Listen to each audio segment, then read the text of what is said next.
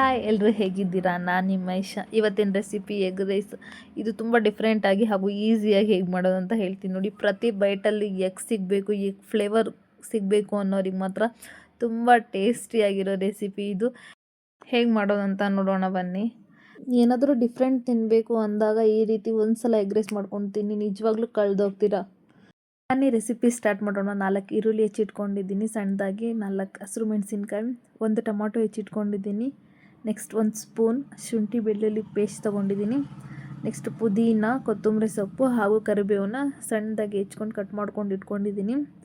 Next spices: 1 spoon ಖಾರದ ಪುಡಿ, ಅರ್ಧ ಸ್ಪೂನ್ ಗರಂ ಮಸಾಲ, ಅರ್ಧ ಸ್ಪೂನ್ ಅರಿಶಿನ ಹಾಗೂ 3/4 ಸ್ಪೂನ್ ಪೇಪರ್ ಪೌಡರ್ನ ನಾನು ತೊಗೊಂಡಿದ್ದೀನಿ. ನೆಕ್ಸ್ಟು ಮೊಟ್ಟೆನ ಈ ರೀತಿ ಸಣ್ಣದಾಗಿ ತುರ್ಕೊಂಡು ಇಟ್ಕೊಬೇಕು.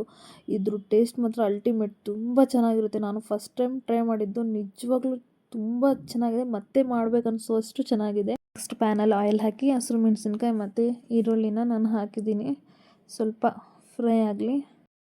ನೆಕ್ಸ್ಟು ಶುಂಠಿ ಬೆಳ್ಳುಳ್ಳಿ ಪೇಸ್ಟ್ 1 ಸ್ಪೂನ್ ಹಾಕಿ ಅದು ಹಸಿ ವಾಸನೆ ಹೋಗೋವರೆಗೂ ಸ್ವಲ್ಪ ಫ್ರೈ ಮಾಡಿ. ಎಲ್ಲರೂ ನನ್ನ ಚಾನಲ್ನ ಸಬ್ಸ್ಕ್ರೈಬ್ ಆಗಿ ನೋಡಿ ಇನ್ನಷ್ಟು ರೆಸಿಪೀಸ್ಗಾಗಿ. ಟೊಮಾಟೊ ಹಾಕಿ ಸಾಲ್ಟ್ ಹಾಕಿ ಒಂಚೂರು ಫ್ರೈ ಆಗಲಿ. ನಿಮ್ಮ ಹತ್ರ ಕ್ಯಾಪ್ಸಿಕಮ್ ಇದ್ದರೆ ಆ್ಯಡ್ ಮಾಡಿ, ನಾನು ಕ್ಯಾಪ್ಸಿಕಮ್ ಇರಲಿಲ್ಲ ಸೊ ಆ್ಯಡ್ ಮಾಡಿಲ್ಲ. ನೆಕ್ಸ್ಟು ಕೊತ್ತಂಬರಿ, ಪುದೀನ ಹಾಗೂ ಕರಿಬೇವು ತೊಗೊಂಡಿದ್ವಲ್ಲ ಅದನ್ನು ಹಾಕಿ ಒಂಚೂರು ಫ್ರೈ ಮಾಡಿ. ನೆಕ್ಸ್ಟ್ ಇವಾಗ ಸ್ಪೈಸಸ್ ತೊಗೊಂಡಿದ್ವಲ್ಲ ಅದನ್ನು ಹಾಕಿ ಒಂದು 1 ಮಿನಿಟ್ ಆ 2 ಮಿನಿಟ್ಸ್ ಸ್ವಲ್ಪ ಫ್ರೈ ಮಾಡಿ. ನೆಕ್ಸ್ಟ್ ಮೊಟ್ಟೆನ ಹಾಕಿ ಅದು ಹಾಕಿ ಒಂದು ಸ್ವಲ್ಪ ಸಿಮ್ಮಲ್ಲಿ ಒಂದು ಸ್ವಲ್ಪ ಫ್ರೈ ಮಾಡಿ. ನೆಕ್ಸ್ಟ್ ಚೆನ್ನಾಗಿ ಮಿಕ್ಸ್ ಮಾಡಿಬಿಟ್ಟು ರೈಸ್ ಮಾಡ್ಕೊಂಡಿದ್ವಲ್ಲ ರೈಸ್ ಹಾಕಿ ಇದೊಂದು 3 to 4 ಮೆಂಬರ್ಸ್ ಹೊಟ್ಟೆ ತುಂಬ ತಿನ್ಬೋದು, ಅಷ್ಟು ಕ್ವಾಂಟಿಟಿಲಾಗುತ್ತೆ ಮತ್ತು ತುಂಬ ಟೇಸ್ಟ್ ಸಹ ಇರುತ್ತೆ. ಹಾಗೆ ಇದೇ ರೀತಿ ನನ್ನ ಈಸಿ ರೆಸಿಪೀಸ್ಗಾಗಿ ನನ್ನ ಚಾನಲ್ನ ಸಬ್ಸ್ಕ್ರೈಬ್ ಆಗಿ, ಸಪೋರ್ಟ್ ಮಾಡಿ, ಫಾಲೋ ಮಾಡಿ, ಲೈಕ್ ಮಾಡಿ.